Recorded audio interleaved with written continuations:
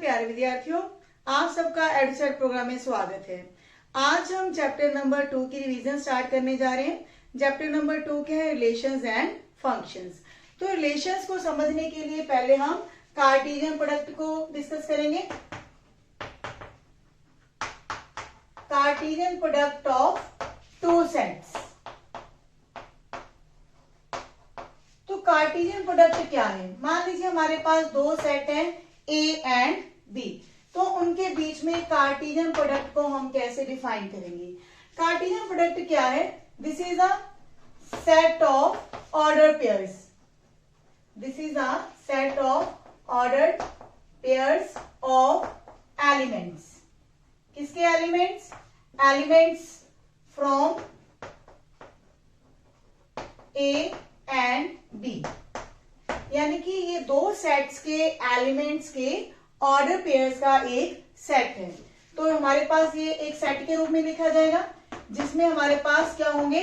Order pairs होंगे ए और B. तो ए कम्स फ्रॉम क्या होगा? A belongs to set A and B belongs to set B. Means इसमें अगर हम कोई कार्टेशियन प्रोडक्ट लिखने जा रहे हैं ए क्रॉस बी, तो उसमें वो सारे ऑर्डर पेयर्स लिखे जाएंगे, जिसमें पहला एलिमेंट पहले सेट को बिलोंग करेगा, दूसरा एलिमेंट दूसरे सेट को बिलोंग करेगा। मान लीजिए हमारे पास सेट है ए 1 2 3 और बी सेट है हमारे पास 4 एंड 5।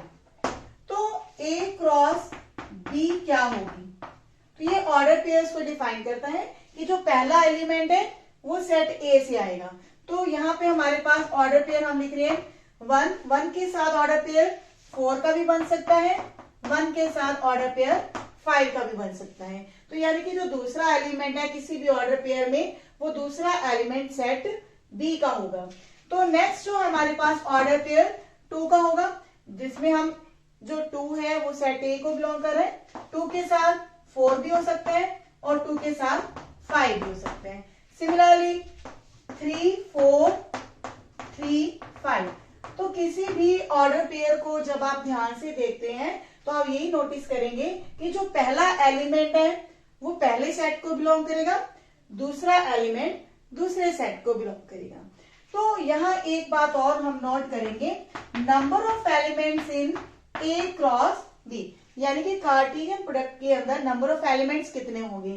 तो यहाँ हम देखेंगे एलिमेंट्स कितने हैं? 1 2 3 4 5 6। तो ये नंबर ऑफ एलिमेंट्स या नंबर ऑफ ऑर्डर पेयर्स कहेंगे, दैट आर 6। तो 6 क्या है? 3 इंटू 2। तो नंबर ऑफ एलिमेंट्स हमारे पास ए के अंदर कितने थे? 3, और ये हमारे पास 2 क्या है? These are the number of elements in B. तो ये हमारे पास एक फॉर्मूला बन जाता है कि अगर हमारे पास number of elements in A, हमारे पास number of elements in A m है and number of elements in B that are m, तो हमारे पास कार्टेशियन प्रोडक्ट में नंबर ऑफ एलिमेंट्स कितने आ जाते हैं? m इंटू m, यानी कि इनके एलिमेंट्स की प्रोडक्ट, नंबर ऑफ एलिमेंट्स की प्रोडक्ट। तो यहां हमने ये क्लियर कर दिया कि number of elements in A cross B कितने आए थे हमारे पास?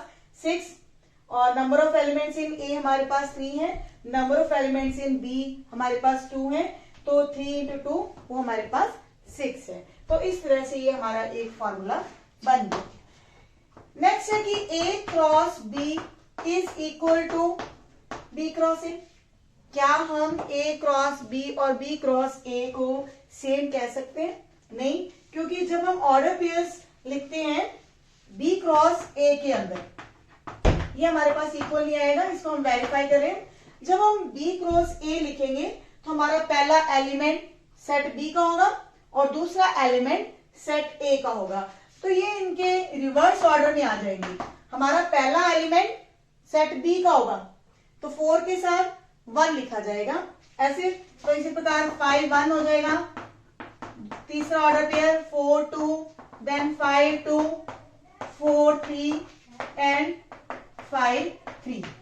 तो ये ऑर्डर पेयर्स जब हम ध्यान से देखते हैं तो ये सारे ऑर्डर पेयर्स, ये 1 4 है तो ये 4 1 है, ये आपस में सेम नहीं है। जब ऑर्डर पेयर्स, कोई भी ऑर्डर पेयर हमारे पास सेम नहीं आ रहा तो हम ये कहेंगे कि A cross B is not equal to B cross A, क्योंकि हमारे पास ये सेट डिफरेंट है।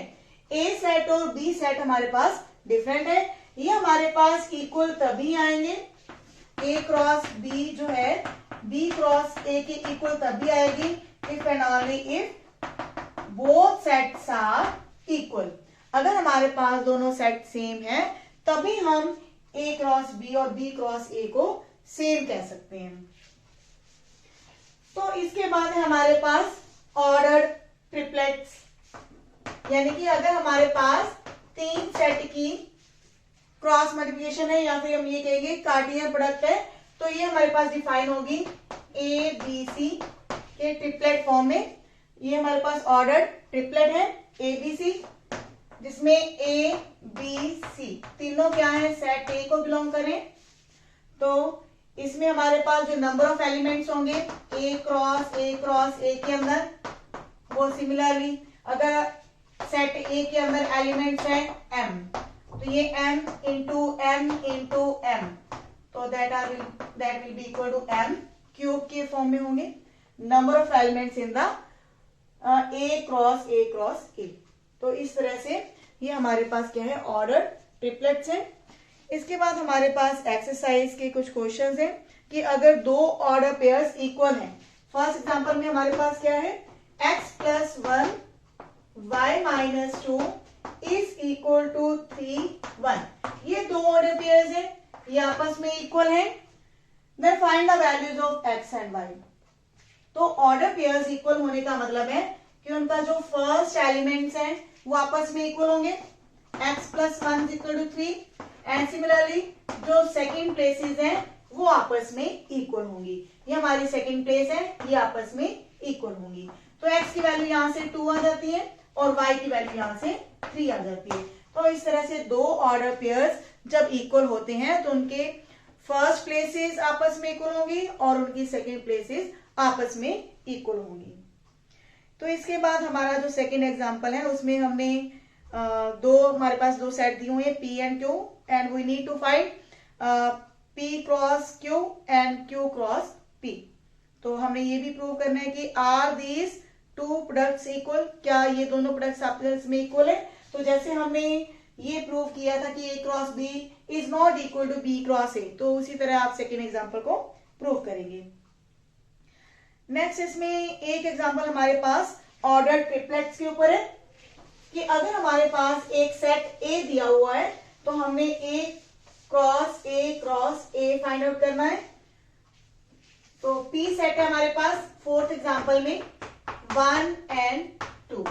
तो P क्रॉस P के लिए हम सबसे पहले P क्रॉस P को डिफाइन करेंगे। ये कार्टेशियन प्रोडक्ट है P की P के साथ, तो इसके अंदर चाहे तो आप P को 2 टाइम्स लिख लें, इजी वे है कि इसको हम 2 टाइम्स लिख लेते हैं।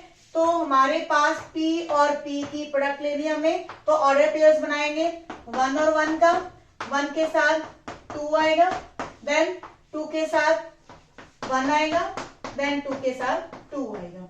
तो इस तरह से हमारे पास P क्रॉस P डिफाइन हो चुकी है। नाउ P क्रॉस P, तो ये हमारे पास P क्रॉस P है और ये हमारे पास P है।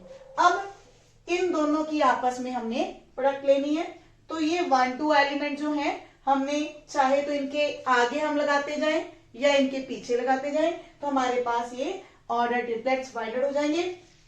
अगर हम इनके आगे लगा रहे हैं तो 1 1 1, दूसरा पेयर आएगा 1 1 2, देन 1 2 1 1 2 2। तो जब हमने ये जो 1 है इनके आगे लगाया है तो 2 को भी हम इनके आगे लगाएंगे। तो 2 1 1 2 1 2 2 2 1 एंड 2 2 2।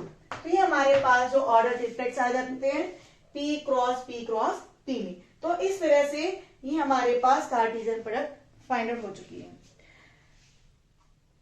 इसके बाद हमारे पास एक एग्जांपल है A क्रॉस B हमें दिया हुआ है, हमें सेट्स को फाइंड आउट करना है। तो A क्रॉस B के अंदर हमारे पास वो सारे ही ऑर्डर पेयर्स आ जाते हैं जो जिनमें जो ए और बी के एलिमेंट्स है उनकी प्रोडक्ट की फॉर्म में ही लिखा जाता है। तो ए क्रॉस बी क्या है? पी क्यू का order pair, Q R sorry P R, यहां पर पी आर लिखा हुआ है, then M Q M R. तो ए और बी के अंदर एलिमेंट्स क्या होंगे?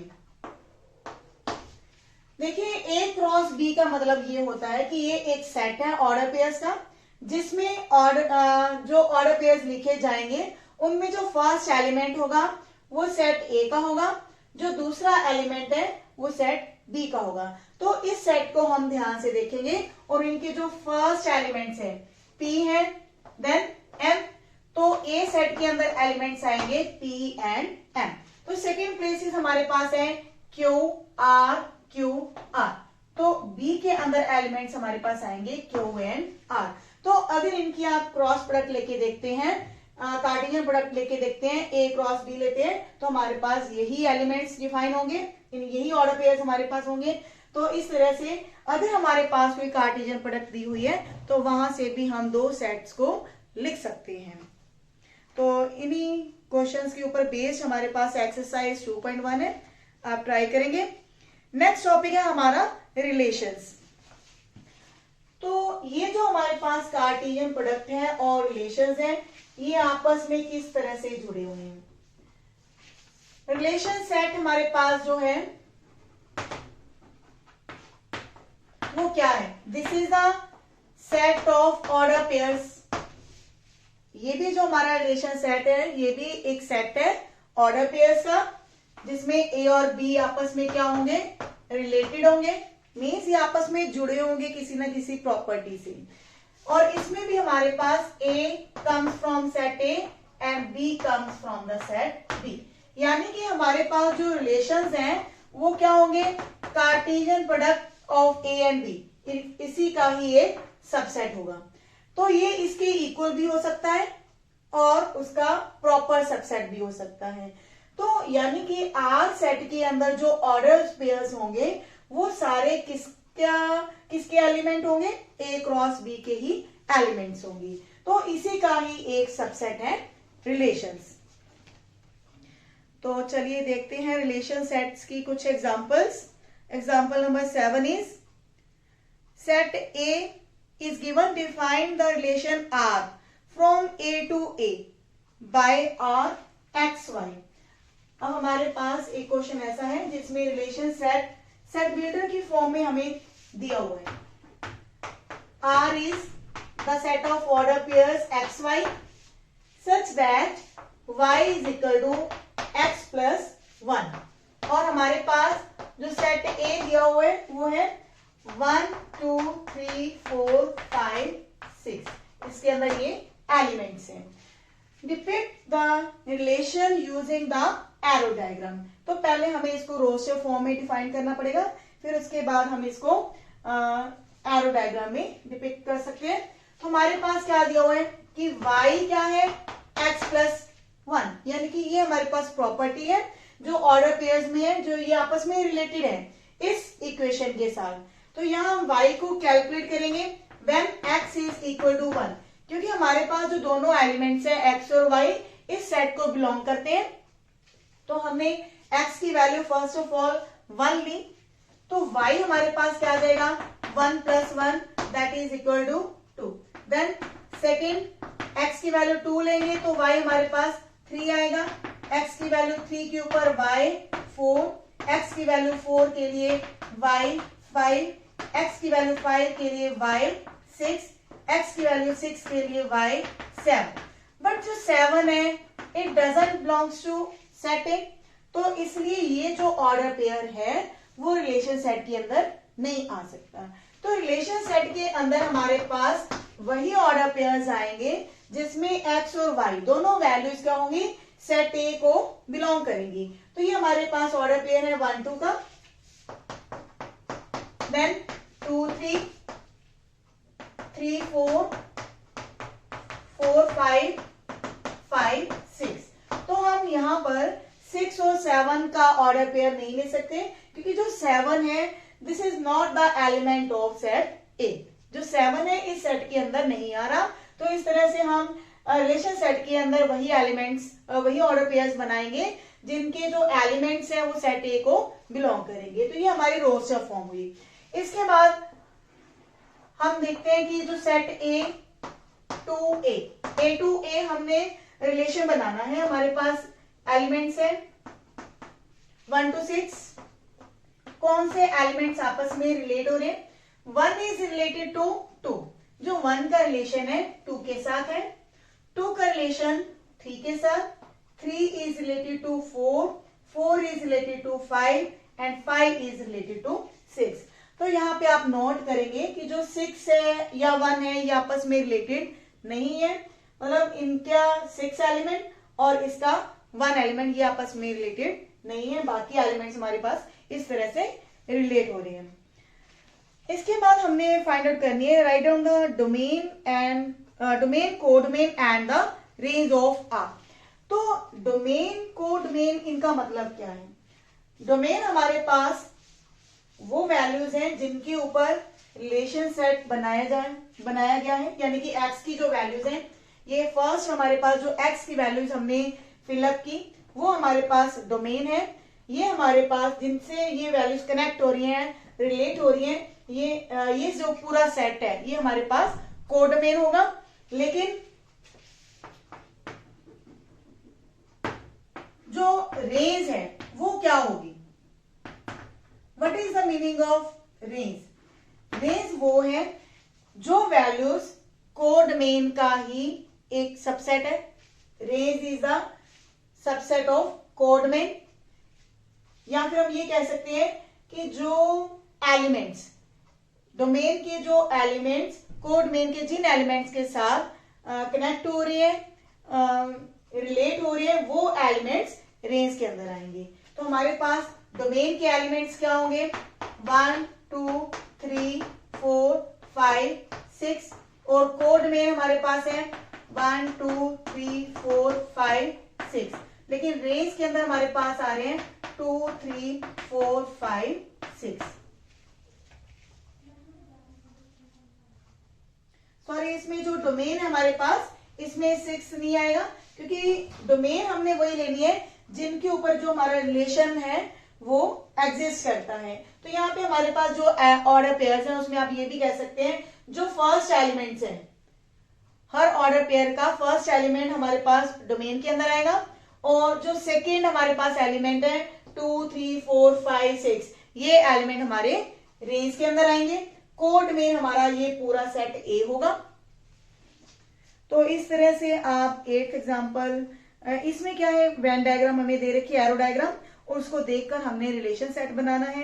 फिर उसकी रोस्टर फॉर्म और सेट बिल्डर फॉर्म, डोमेन और रेंज बतानी है। तो रेंज और डोमेन के लिए हमने यही ध्यान रखना है कि रिलेशन सेट के अंदर जो हमारे फर्स्ट एलिमेंट्स हैं that will be written in the domain set, और जो हमारे सेकेंड एलिमेंट्स हैं that will be written in the range set.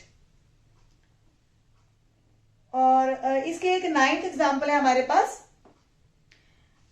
Number of elements in the relation set या number of relations. Number of relations कितने होंगे? जब हमें पता है कि एक कार्टेशियन प्रोडक्ट के अंदर नंबर ऑफ एलिमेंट्स हमारे पास होते हैं mn, if number of elements in A are m and number of elements in B are n, then what are the number of relations? Number of relations कितने होंगे? लेकिन जो relation set है वो किसका सबसेट होता है? ए क्रॉस बी का, कार्टेशियन प्रोडक्ट का ही एक सबसेट होता है। तो जितने भी ऑर्डर पेयर्स होते हैं रिलेशन ए क्रॉस बी के अंदर, ए क्रॉस बी के अंदर हमारे पास ये ऑर्डर पेयर्स होते हैं, A comes from A, X comes from A and Y comes from set B. तो ये जो ऑर्डर पेयर्स होंगे जितने भी, हमारे पास चॉइस है इसको लेना है या नहीं लेना। हमारे पास 2 चॉइसेस हैं। कितनी चॉइसेस हैं? 2। तो 2 into 2 into 2 into up till mn times, क्योंकि number of elements in A cross B that are mn। तो यानी कि हर एलिमेंट को या हर ऑर्डर पेयर को लेने के लिए हमारे पास दो वे हैं, ले या ना ले। पहले एलिमेंट के लिए भी, दूसरे के लिए भी, तीसरे के लिए भी, और mnth ऑर्डर पेयर के लिए भी। तो हमारे पास ये टोटल जो नंबर ऑफ रिलेशंस आ जाते हैं वो क्या आएंगे, 2 mn। तो इसी के ऊपर बेस्ड हमारा जो है 9th एग्जांपल है। ए सेट के अंदर हमारे पास एलिमेंट्स हैं 1 2, बी सेट के अंदर एलिमेंट्स हैं 3 4। Then what are the number of relations, तो हम यहां लिखेंगे 2 into 2, क्योंकि ए के अंदर भी हमारे पास एलिमेंट 2 है, बी के अंदर एलिमेंट भी 2 है, देन 2 4 और आंसर इज 16। तो इसके बाद हमारे पास एक्सरसाइज के कुछ क्वेश्चंस हैं। एक्सरसाइज में फर्स्ट क्वेश्चन हमारा जो है एग्जाम्पल नंबर 7 की तरह आप करेंगे, और इसमें एक क्वेश्चन जो 4th है, एरो डायग्राम हमें दी हुई है, तो उसका रिलेशन सेट हम कैसे बनाएंगे वो देख लेते हैं। क्योंकि इसी की तरह एक एग्जाम्पल भी थी जो मैंने छोड़ दी आपके लिए, वो सॉल्व है। तो 4th क्वेश्चन हम कर रहे हैं। हमारे पास क्या दिया हुआ है, एक सेट 5 6 एंड 7, ये सेट है P और ये सेट है Q। Q के अंदर एलिमेंट्स हैं 3 4 5। तो ये हमें दिया हुआ है कि 5 is related to 3, 6 is related to 4 and 7 is related to 5। तो अगर इन एलिमेंट्स को हम x मान लें और इन एलिमेंट्स को y मान लें, तो ये आपस में किस तरह से रिलेट हो रही है। देखिए, अगर 3 में 2 जोड़ते हैं तो हमारे पास 5 आता है, 4 में 2 जोड़ देते हैं तो ये 6 आ जाता है, 5 में 2 जोड़ते हैं तो ये 7 आ जाते हैं। यानी कि जो x है ये डिपेंड करता है y में 2 जोड़ने पर। तो हमारे पास जो रिलेशन सेट है ये इस तरह से लिखा जाएगा। ये सेट है ऑर्डर पेयर्स का एक्स वाई का, जिसमें x और y किस तरह से रिलेटेड है, x is equal to y plus 2, और साथ में हम ये बताएंगे कि y की वैल्यूज क्या है। ये हमारे पास y की वैल्यूज हैं 3 4 5। तो हम ये कह सकते हैं कि y lies between 2 to 6 and where x and y belongs to natural number. ये दोनों क्या है, नेचुरल नंबर है। तो हमें पता है कि 2 और 6 के बीच में नेचुरल नंबर क्या होंगे, 3 4 5। इमीडिएटली हम गैस कर सकते हैं कि 2 और 6 के बीच में हमारे पास नेचुरल नंबर होते हैं 3 4 5। तो इस तरह से ये सेट जब हमारे पास डिफाइन हो जाता है तो x की वैल्यूज हमारे पास कैलकुलेट हो जाती है। 3 की वैल्यू फिल करेंगे तो यहाँ x हमारे पास कैलकुलेट हो जाता है 5। तो इस तरह से हमारे पास जो x की वैल्यूज आ जाती है 5 6 एंड 7। तो ये हमारा जो रिलेशन सेट है इस तरह से हम डिफाइन कर सकते हैं। तो इसकी रोस्टर फॉर्म क्या होगी, रोस्टर फॉर्म तो डिपेंड करती है इसी के ऊपर ही। हमारे पास ऑर्डर पेयर्स क्या है, 5 3 6 4 7 5। ये तो हम एरो डायग्राम से इजीली लिख सकते हैं। What is the domain and range, what is the domain and range. तो डोमेन हमने डिस्कस किया था कि जो फर्स्ट एलिमेंट्स हैं 5 6 एंड 7 ये हमारे पास डोमेन के अंदर आएंगे, और जो सेकेंड एलिमेंट्स हैं 3 4 5 that will come in the range. तो इस तरह से ये क्वेश्चन आसान था हमारे लिए। इसके बाद जितने भी क्वेश्चंस हैं related to relations and related to Cartesian product आप खुद प्रैक्टिस करेंगे। ये सभी क्वेश्चन काफी आसान हैं। तो मिलते हैं नेक्स्ट वीडियो में। Thank you.